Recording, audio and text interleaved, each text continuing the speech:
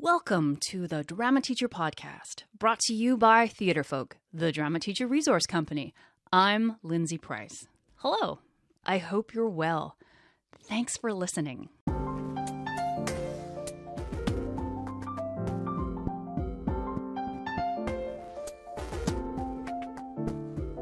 This is episode 184, and you can find any links to this episode in the show notes, which are at theatrefolk.com/episode 184.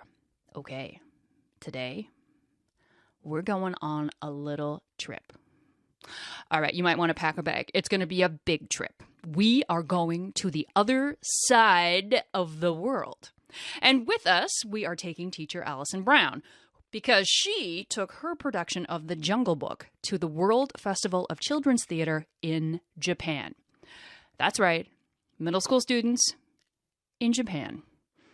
And Alyson travels regularly with her middle school students, and I think that this is going to be an awesome conversation where we find out why and how. Well, we know the where, Japan, and we know who, Alyson and her middle school students, and what, a production. So let's get into that. Why does she do it? And how does she do it? Great questions. I know. It's like I wrote them. Okay, let's get to it. Okay, hello everybody. I am here with Alyson Brown. Hello, Alyson. Hi. So first off, can you tell everybody where in the world you are? Well, I teach in Lexington, Massachusetts. I'm currently in Chelmsford. I live about 20 minutes out of Lexington. But I teach in Lexington, Mass. at Clark Middle School. Awesome. And how long have you been a teacher? Hi, she says with a laugh. I've been teaching at Clark for 23 years. Oh, wow. Yeah. Wow. And a middle school. I'm a full-time drama teacher. Wow. That's like, oh my God. Okay. So we're just going to segue just a little bit. And so you have actually you've been a full-time middle school teacher or drama teacher for 23 years. Correct. How is that? First of all, I think that's pretty awesome that not only was it available 22 years ago, but that it maintains to this day. And how has it changed for you? Like, how is it still going strong? Have you gone through administrations that didn't quite, you see it eye to eye, but how has it been 23 years later? Well, it's interesting. I replaced somebody who had been there for many, many years. So they've had a full-time drama teacher in my school. We have two middle schools in Lexington, and both have full-time drama teachers. Yes, you're right. I have gone through administrations that have been, we don't see eye to eye. But my current administration they are incredibly supportive, and we are currently in the middle of a big renovation, and they are building a drama room just for me. And I've been working with the architects and helping to design the space so that it works for my program. So they're very supportive. That's so exciting. So what kind of spaces have you been working in to date? Well, it's a band / orchestra / drama room. And it's been hard because when, drama tends to be messy when we're building shows, for example. And so then I have to move things out of the way so that band can have their practice, and, music stands are everywhere and chairs are everywhere. So it does make it challenging from a space, for the space itself. But the new space I will have all to myself, with storage there too. You must be like, it's Christmas. So exciting. I get to pick out the furniture and I keep thinking they've got to realize I teach drama, with all these schools and so many school systems that cut drama. I feel so incredibly fortunate that my school really, and my school system really values it. Okay. So what is the value for you? Like what have you seen in these students as they come to you, and as you let them go into high school? What is the value for you of drama in middle school? It is amazing. Just the self-confidence that they get from my classes. And I teach approximately 300 students per semester. So it's a lot of children that I see. And drama for 7th graders is required. So all students must take my class. And it's not that I'm out to make them actors. And, I say that to parents at our back to school nights. I'm trying to give them skills that they're going to use outside of the classroom. They're going to develop that self-confidence, be able to stand up in front of a crowd, or say at a job interview, and be able to have that poise that they need when they're presenting. Rock on. That to me is the thing that in middle school and high school, it's the drama classroom is the place where real world skills are Absolutely. are found. Like I always tell the story as I knew a teacher in Florida whose husband worked for NASA, and that they were trying to have communication and have workshops with the drama departments because they were coming back and saying our people don't know how to talk to anybody. Yeah. Yeah. Which becomes a problem. So we're here to have a really interesting. I'm very excited about this conversation for a couple of reasons. One is that you have recently had this amazing experience, but you've had it a couple times. But let's just talk about the most recent experience. What did you do, and where did you go? Well, my students and I were chosen to represent the United States at the World Festival of Children's Theater in Toyama City, Japan. And this is a very prestigious festival. It takes place once every 4 years. And there were 23 countries represented in this theater festival this past summer. I took 55 people with me to Japan. Oh my gosh. Yeah, it was a lot. And so what happens is you bring your show to Japan, and that in itself has a lot of challenges, as you can imagine, bringing a theatrical production across the world. But then you also get a chance to see shows from different countries, and you get a chance to meet people from all over the world who really love what you love, and it's about bridging cultures and bridging the gaps that you might think in your head are there, but the reality is that the people from all these other countries are exactly like you are, that they love what you love. And even though the participants don't all speak the same language, theater becomes that common language. And it's amazing. It's an amazing experience. It's a week that we get a chance to spend with people from all over the world in Japan. What an amazing experience for middle school students to... Yeah. Like an eye-opening experience. Yes. To meet other people who do the exactly theater becomes the language. People who do the exact same thing that you do. So some people listening to this, their first of all, their instinct is, well, I could never do that, or I could never do that with my students. So let's go through the process, because it is you did it. And so how do we do that? So first of all, when did you know you wanted to apply to try and start the ball rolling? So there are like a submission time slots for each of these international festivals. And for this one, the deadline was last November. Typically, they're earlier than that. I was surprised that the deadline was so close to the actual trip.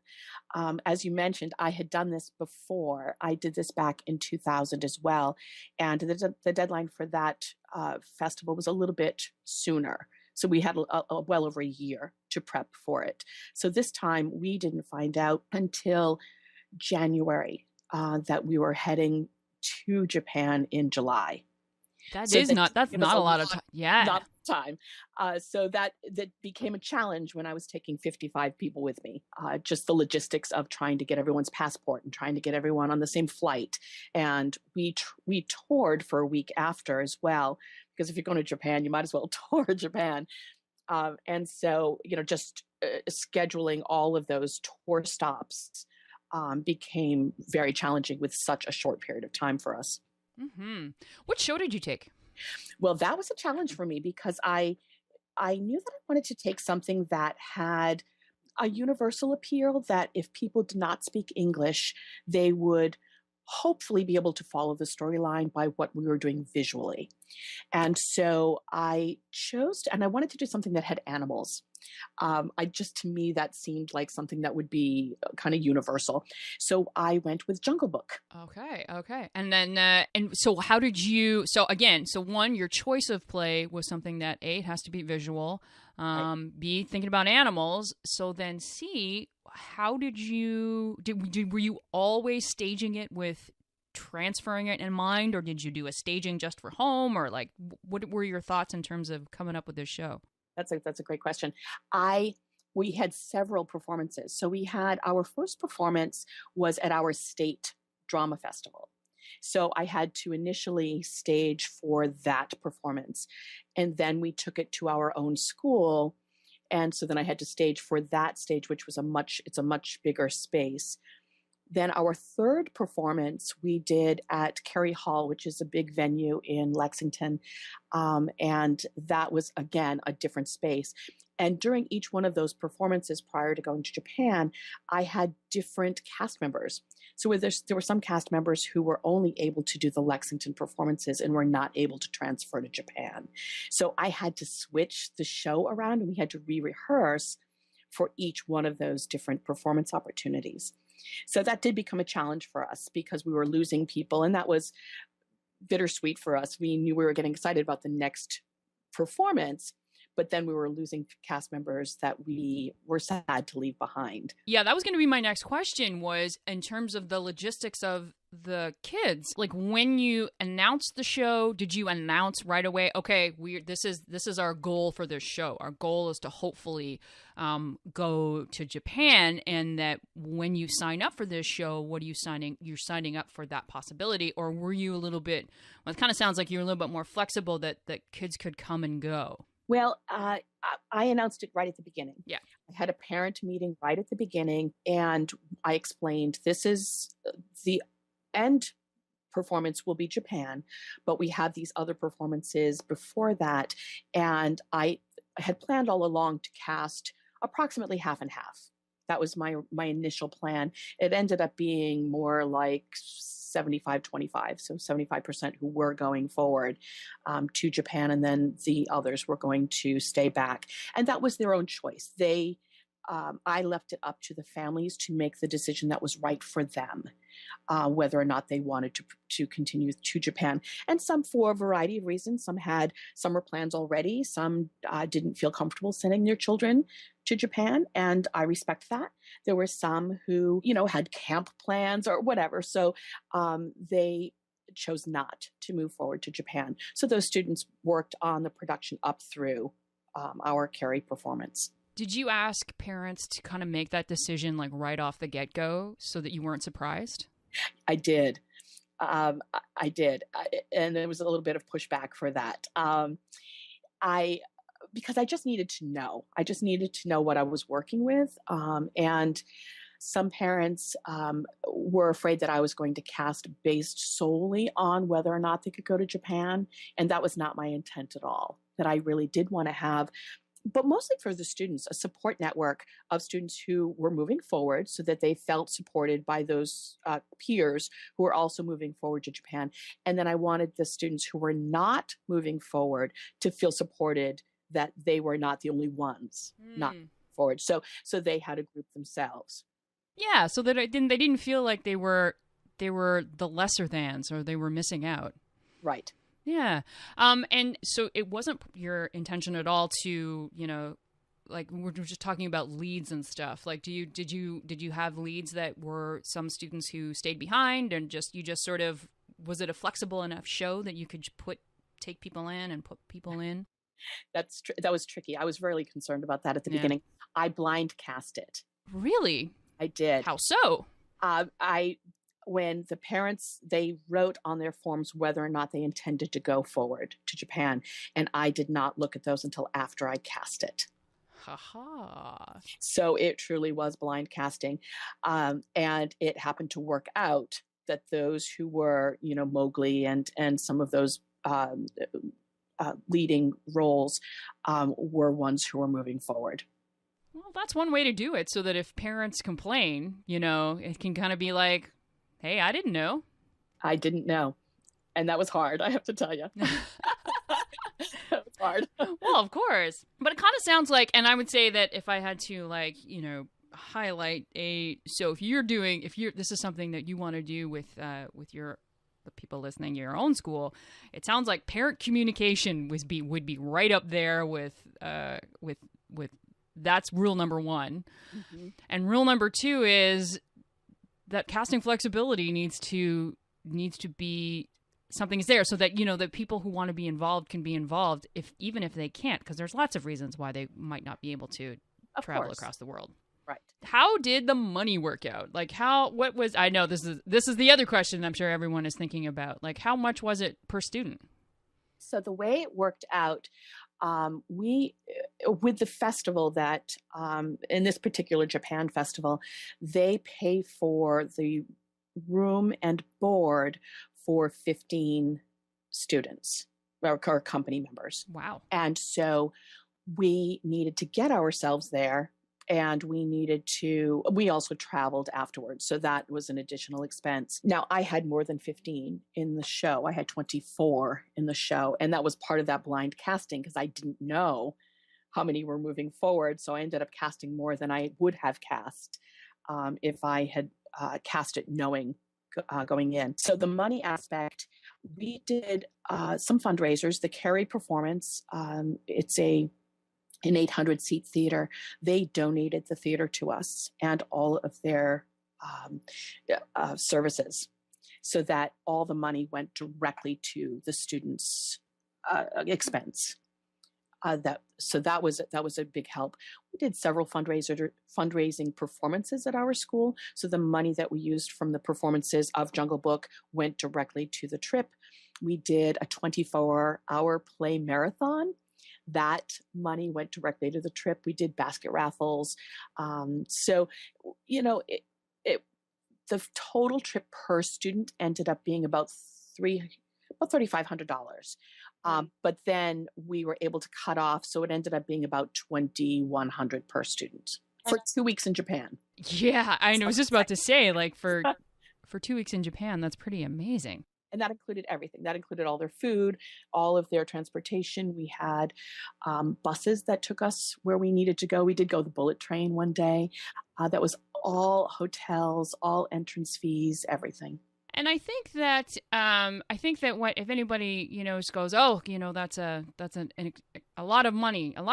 My students can't afford that money. It also sounds like there was a lot of that. The next thing I think that I would point out is that this is a commitment, and that everybody had to be committed, I'm guessing. Absolutely. And the parents were part of it, and they helped with that Carrie performance in getting the word out and getting posters out and going to preschools and day camps and things like that, just to get that information out, so that we filled the theater on a Saturday afternoon in July. That's pretty amazing when you think about it. Oh, absolutely. Okay, so what are some travel tips that you have for traveling with large groups of squirrely middle schoolers? How many adults did you go for? What did you take? So I had about 32 students total. Right. So the rest were adults or siblings. Right.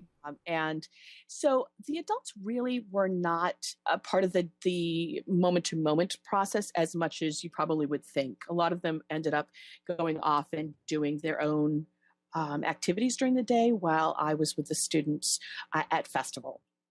And I had a group of high schoolers, and I do this with all of my shows. My high schoolers come back, and they are kind of my assistants, and they get community service credits for it. They're very committed. They apply for it, and the high schoolers that were part of the Jungle Book production, and helping to oversee tech or to help with the acting, or we had music. We created music for our show. We wrote music, and so we had people who were part of that process as well. So those high schoolers then became my assistants on the trip. So each one of the students was assigned to a high schooler, and they were their first check-in, and then those high schoolers checked in with me, and they helped me throughout the entire process. So, with keeping, making sure everyone was and accounted for, at night, doing bed checks, making sure everyone was in their room, that sort of thing. So those high schoolers were a really big part of the process. I had one other teacher with me. I love that. I love what a great experience. Again, if you're in high school, just getting to go to Japan, but Yeah. also responsibility and just accountability. Like, just what a great experience, like real world skills, Absolutely. and just being a responsible being responsible. And I really like the idea that the check-in thing was, no, it wasn't like 55 people checking in with you. It's everyone has a mediator check in and then they come with you. And I think the other thing is, if you're thinking about doing this, do not do this. You can't be alone in terms of running the show, No. And we had two buses. And so I was on one bus, and the other teacher traveling with me was in the other bus. And I had high schoolers with me and high schoolers on the other bus. And so we organized it so that we had those check-ins. And the kids were great. They were really good. I was very clear that you get one warning from me. And if if I have an issue with you, you go home.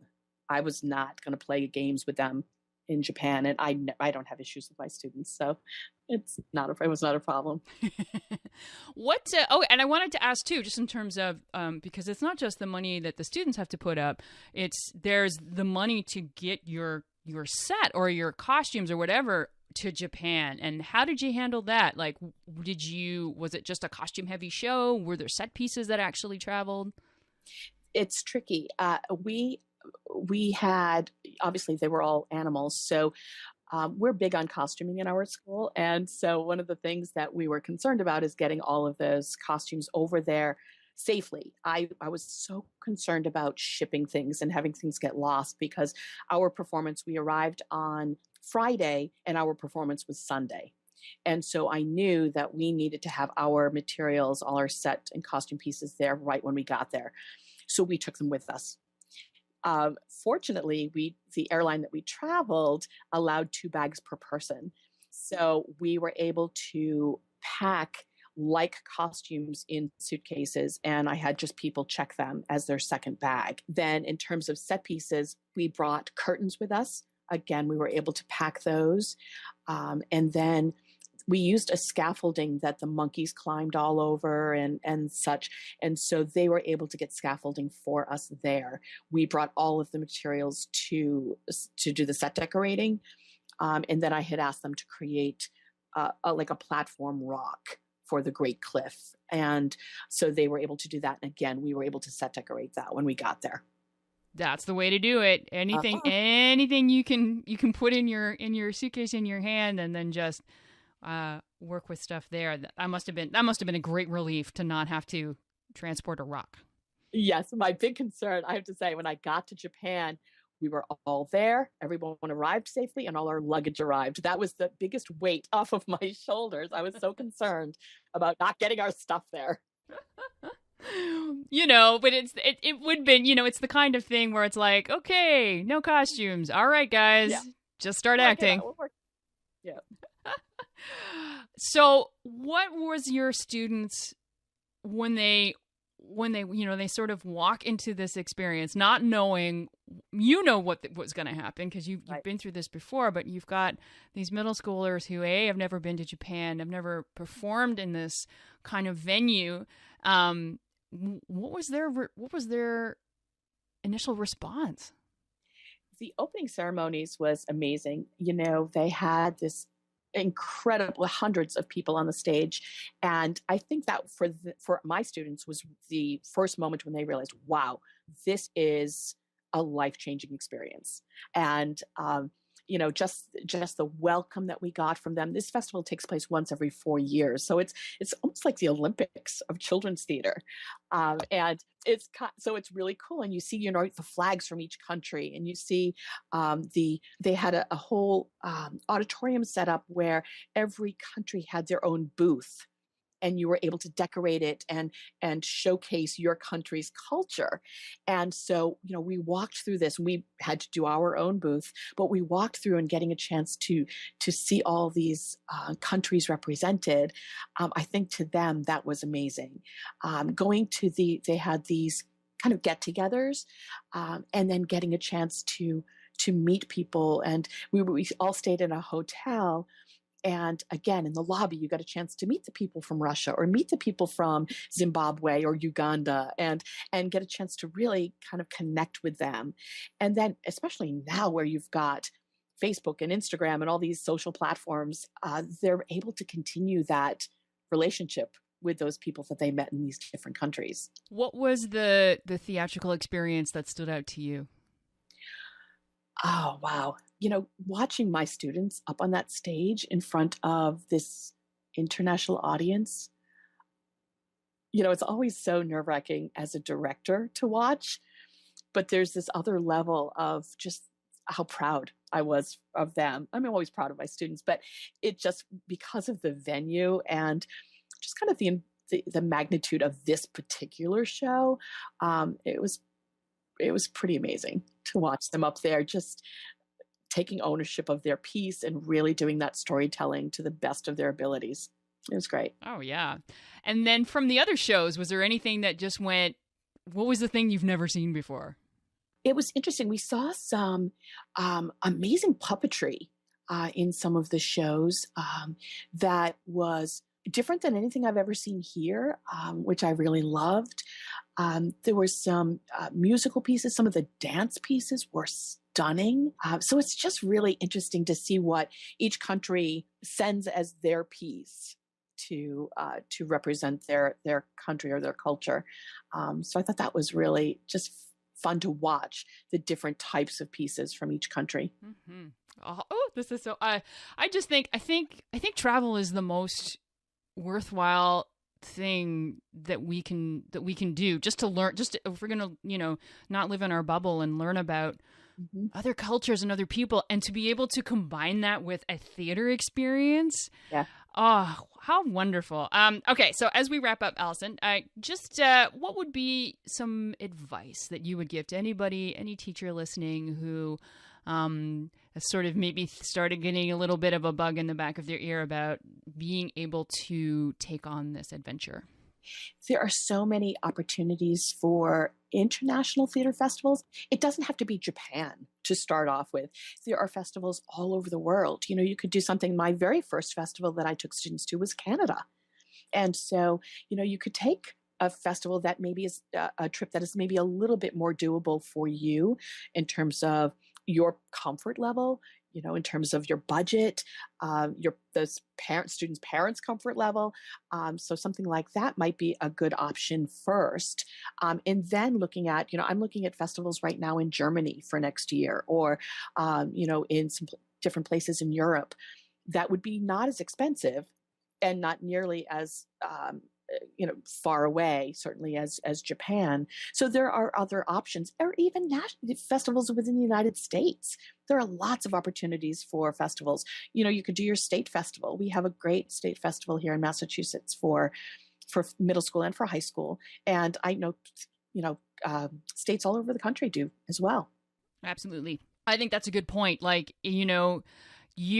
think that the reason that going to Japan was not a traumatic experience travel wise is that you have the trust in your students, the communication with your parents. You do state festivals. Wasn't your first rodeo to travel to Japan. And I think that is an excellent point. It's like you can make a 5-year plan and just sort of think about if you want to make festivals and traveling a part of your students' experience, build up to it. Start small. Right. There's nothing wrong with that. Trip to New York. Yeah. It's possible. I do that every year with my students too. That's a great experience. And it gives them a chance to see professional theater. You could have people come into your school, professional actors come into your school, either local actors or, there are companies in New York that will send Broadway actors into your schools as well. And that would be a great opportunity so that you build up your program to then take something like a big trip to Japan. I love that. I love that you're that this is part of your experience as a teacher, and that it doesn't on Mike anyway, it doesn't seem to frazzle you at all. That it's something you love doing and want your students to experience. I totally want them to experience, and I can't wait till the next one. That's awesome. Thank you so much for chatting with me today, Alyson. You bet. Thank you so much. Yeah, welcome. Thank you, Alyson. Before we go, let's do some Theatrefolk news. It's a play feature, it's a play feature, it's time to feature a play. And today I'm talking about our feature play this month, one of mine, Betweenity. Betweenity, what's the word that's in there? Between.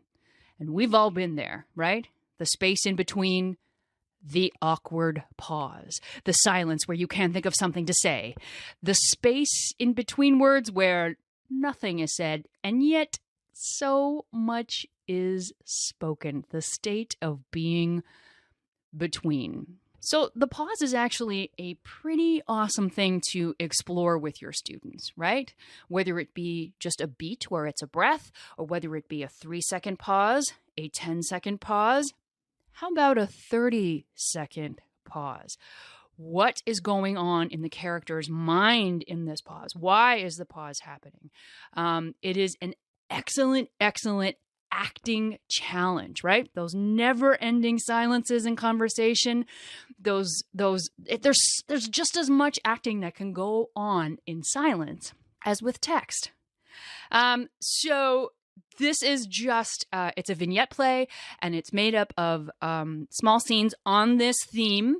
The girl who tries to tell her best friend that she wants to date him, the guy who wants to confess something but can't open his mouth, the sister who's dealing with the silent treatment, the daughter who doesn't want to talk because talking makes her remember things, the boy who creates the wrong kind of pause. So this is just Betweenity, an excellent class project play, parts for everyone, all levels. It's a great technique exploration. How do you act in the pause? So go to theatrefolk.com to get your copy of Betweenity today. I would like it so much if you did. Or you can click in the show notes. There's a link in the show notes, which are at theatrefolk.com/episode 184. And finally, where can you find this podcast? We post new episodes every second Tuesday at theatrefolk.com and on our Facebook page and Twitter. You can find us on youtube.com/theatrefolk and on the Stitcher app. You can also subscribe to the Drama Teacher Podcast on iTunes. And that's where we're going to end. Take care, my friends. Take care.